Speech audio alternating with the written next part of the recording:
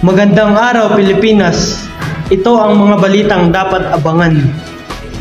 Isang babaeng sinaksak at pinatay ng hindi kilalang salarin. Malakas na pag-ulan at pagbaha sa Tagbinas, Surigao del Sur. Paghahanda sa intramurals ngayong 2025.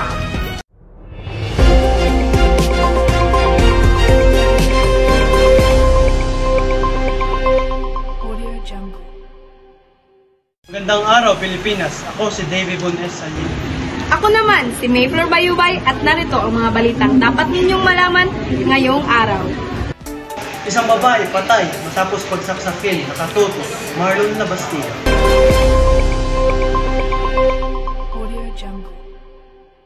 Magandang araw, Pilipinas. Isang babaeng natagpuang patay sa barangay San Vicente matapos itong pagsasaksakin ng hindi kilalang salarin. Ayon sa otoridad, natagpuan ang bangkay na may saksak sa leeg at tagiliran nito. At pininalang bigasan muna ito bago patayin. Nag-uulat, Marlon Labastida. Back to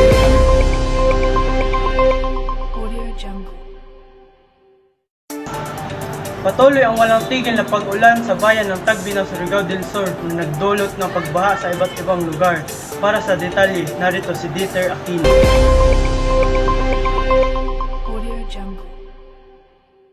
Salamat, Baby Boy. Sa loob ng ilang araw, nakaranas ng pagsunod-sunod na pag-ulan dito sa Tagbinas, Surigao del Sur na nagdudulot ng pagbaha sa mababang lugar.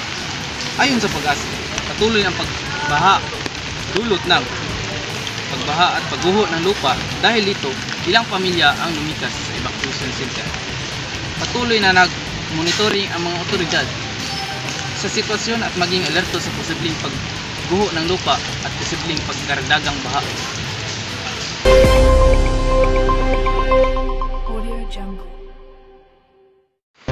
Magandang araw, Pilipinas. Puspusan ang mga paghahanda ng mga manlalahok sa malapit ng intramurals para matiyak ang tagumpay ng palaro. Kasabay nito, sinisiguro rin ng mga guro at magulang ang kaligtasan ng mga kalahok sa pamagitan ng mahigpit na pagpatupad ng health protocols.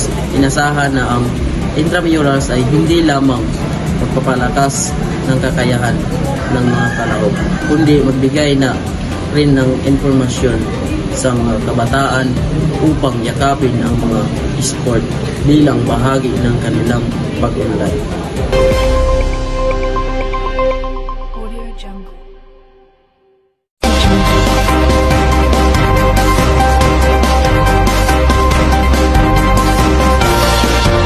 Magandang araw mga kabayan.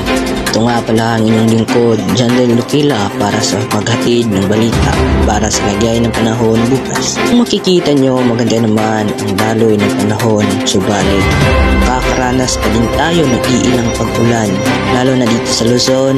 Asahan po ang paminsan-minsang pag-ulan lalo na sa Maynila, Baguio at Tugigaraw at sa iba pang lugar. At sa Visayas naman ay ganun lang din po, makakaranas po tayo ng pag-ulan at di kalakasang hangin sa bayan ng Ormoc, Bacolod at Kalibo. Ang lagay naman ng panahon sa Mindanao ay makakaranas din ng mga pag-ulan lalo na sa Surigao Region at sa mga karatig bayan nito. Unang po ang balita para sa lagay ng panahon bukas. Magandang araw.